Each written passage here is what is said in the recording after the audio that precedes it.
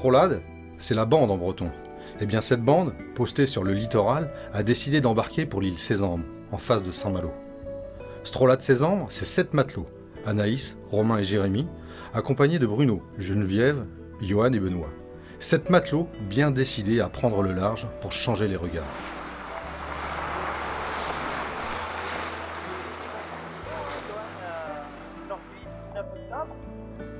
Tu aurais une petite phrase pour résumer un petit peu ce qu'on est en train de vivre, ce qu'on est en train d'échanger avec le SADS?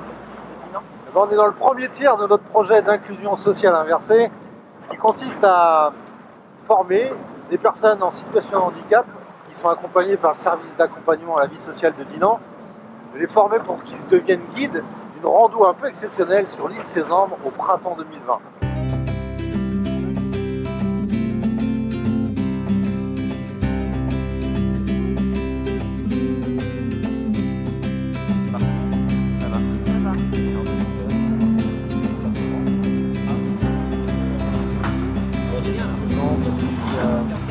De pouvoir participer à une excursion avec laquelle tu vas pouvoir animer et guider en fait les gens qui vont pouvoir y participer. Ça...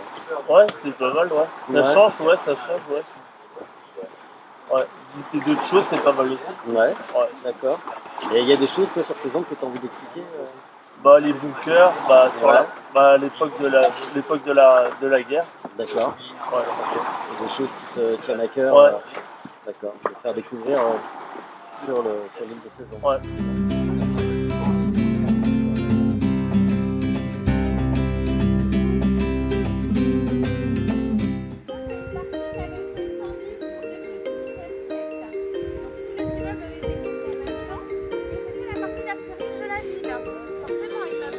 Bienvenue.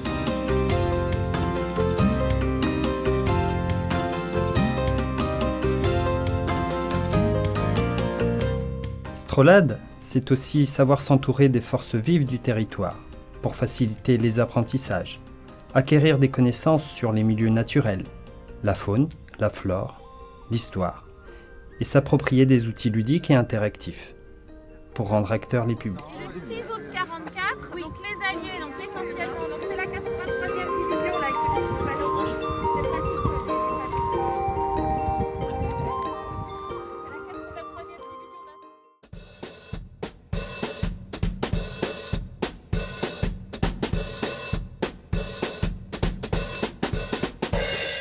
Strolade, c'est également apprendre en s'amusant. Accompagner le groupe à prendre confiance, favoriser l'expression et l'estime de soi, pour faciliter la transmission au public et adapter sa posture. L'atelier théâtre a permis de libérer la parole.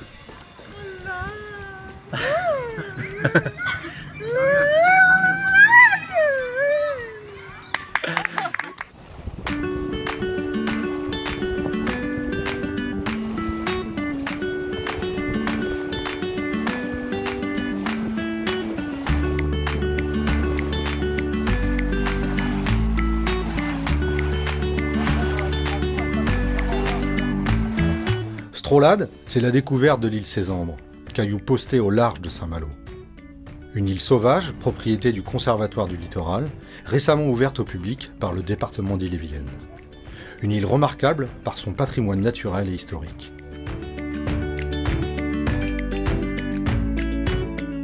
Aujourd'hui, je vais présenter la Deuxième Guerre mondiale, les blocos, les canons.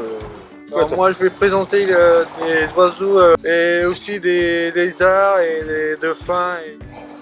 Moi, je vais faire des fleurs. Il y a des choses que j'aime bien.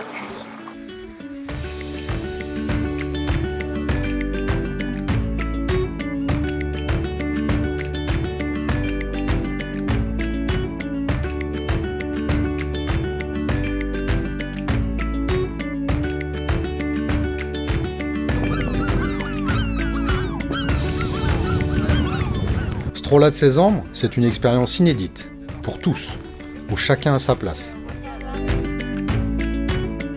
Ce projet d'inclusion inversée est une étape vers l'autodétermination, faire ses choix de manière autonome et en avoir conscience.